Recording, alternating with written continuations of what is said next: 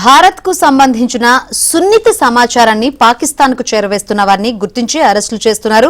ఈ క్రమంలోనే ఓ సైనికుడిని పంజాబ్ పోలీసులు అరెస్ట్ చేశారు. నిహల్గఢ్ గ్రామానికి చెందిన దేవిందర్ అనే సైనికుడు పాక్ కు చెందిన ఐఎస్ఐకు మన సైనిక సమాచారం లీక్ చేస్తున్నట్లు పోలీసులు గుర్తించారు. అతను జమ్మూ కశ్మీర్లోని ఉరీలో జవాన్ గా విధులు నిర్వహిస్తున్నట్లు వెల్లడించారు.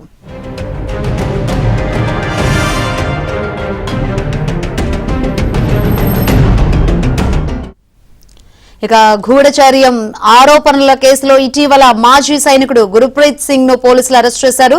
అతన్ని విచారించగా దేవేందర్ పేరు బయటకు వచ్చిందని పోలీసులు తెలిపారు. వీరిద్దరూ 2017లో పూణేలోని ఆర్మీ క్యాంప్ లో మొదటిసారిగా కలిసినట్లు ప్రాథమిక దర్యాప్తులు తేలింది.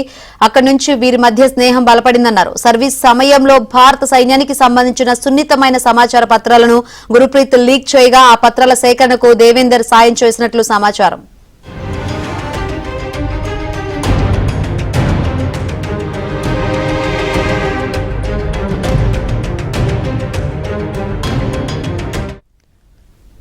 రైట్, బాక్కు గూఢచారం చేస్తున్న సైనికులను అరెస్ట్ చేశారు పోలీసులు. మరింత సమాచారం అందించేందుకు మా ప్రతినిధి సతీష్ సిద్ధంగా.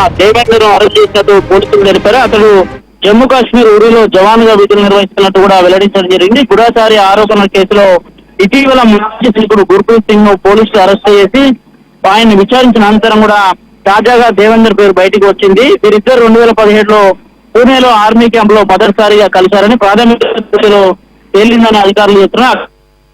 మధ్య స్నేహం బలపడిందని చెప్తున్నారు. ఆ తర్వాత 60 పనిచేసినట్టు కూడా వెల్లడిస్తున్నారు. సర్వీస్ సమయంలో భారత సైన్యానికి సంబంధించిన సున్నితమైన సమాచార పత్రాలను గురుప్రీత్ లీక్ చేశారన్న ఆ పత్రాల సేకరణకు దేవేందర్ సాయం చేసినట్టు కూడా తెలుస్తుంది. ఇక దేవేందర్ ను అరెస్ట్ చేసి మొహాలి కోర్టులో హాజరుపరిచారు. అనంతరం రిమాండ్ కేసులో ఇప్పటికే దేశవ్యాప్తంగా కూడా కేంద్ర ప్రభుత్వం అత్యంత చర్యలు చేపడుతున్న నేపథ్యంలో తాజాగా ఈ ఘటన వెలుగులోకి వచ్చింది.